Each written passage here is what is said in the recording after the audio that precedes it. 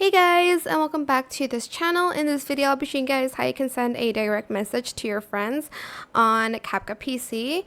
So to do that, you are just going to go to TikTok.com and you're going to go to the messages tab here, and you're going to select the person you want to send the message to.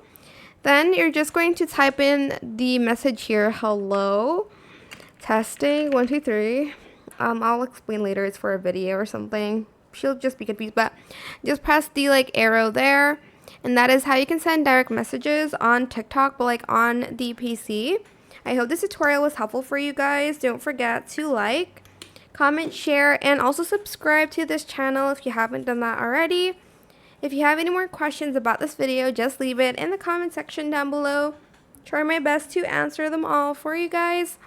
And if you found this video helpful, please click the thanks button as well. That is it. Thank you so much for watching. Bye.